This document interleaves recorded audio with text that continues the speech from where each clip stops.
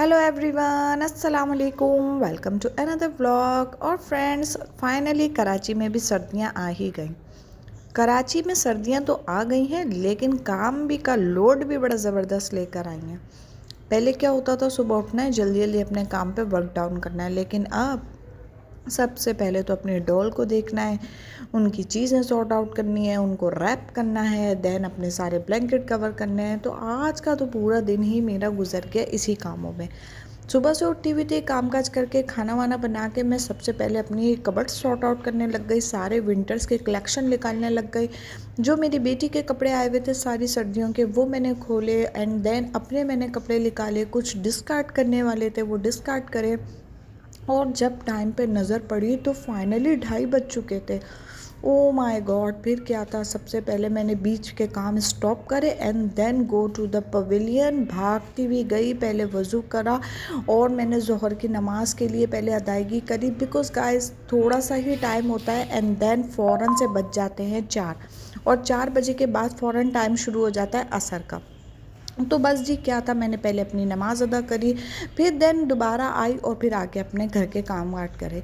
जब तक अपना काम काज करा, सॉर्ट आउट करा, किचन समेटा, घर समेटा, बिकॉज़ आजकल मेरी मेड नहीं आ रही हैं, क्योंकि जो है उनके बेटे की शादी चल रही है, तो वर्किंग स्ट्रेस बहुत ज़्यादा बढ़ा हुआ है। तो बज गए 4:30 और हो गया असर का टाइम। फिर मैंने पहले ही सब कुछ स्टॉप करके पहले अपने असर की नमाज़ अदा करी, बिकॉज़ वो नमाज़ अदा करना ज़रूरी थी। उसका टाइम बहुत शॉर्ट होता है, उसके थोड़ी ही देर बाद मगरिब शुरू हो जाती है। तो फाइनली फ्रेंड्स, उसके बाद ये हल्की हल्की धूप भी आनी कमरे में शुरू हो गई। मेरे घर के अपोजिट डायरेक्शन हो गई है। पहले मेरे पास चढ़ती हुई धूप आती थी और अब मेरे पास उतरती हुई धूप आती है। तो फाइनली जब वो हल्की सी धूप आती है तो मैं घर के विंडोज़, दरवाजे, सब चीज़ें खोल देती हूँ ताकि थोड़ी थोड़ी कमरे में भी आए।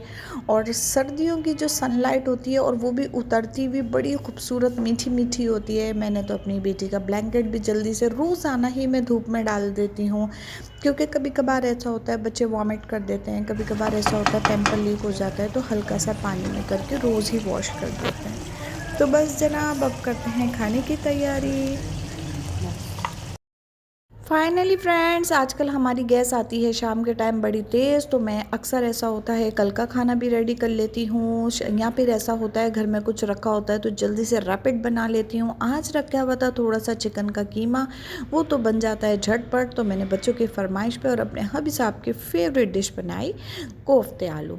ये था हमारा कल दोपहर का, और अभी किसी को अगर एक्स्ट्रा खाना होगा तो उसके लिए। अब आती है मेरी शहज़ादी की बारी, जो होती हैं रात को तैयार, बिकॉज़ वो रात को तैयार होती हैं, देन कपड़े चेंज करती हैं, अपना मॉइस्चराइजिंग कराती हैं और फिर शहज़ादी परी बन के सो जाती हैं। How sweet!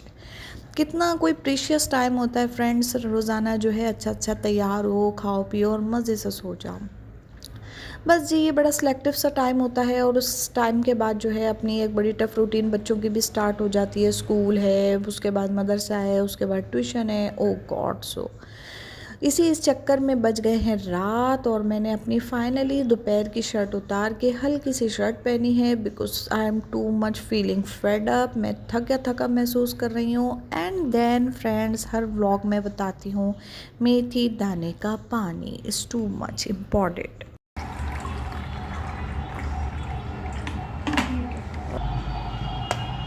रात को सारे काम से फ्री होने से पहले मेरा मोस्ट इम्पॉर्टेंट काम होता है अपने मेथी दाने के पानी को रात भर सोख करके रखना, सुबह पीना। एंड देन अल्लाह हाफिज़, गुड नाइट, बाय बाय।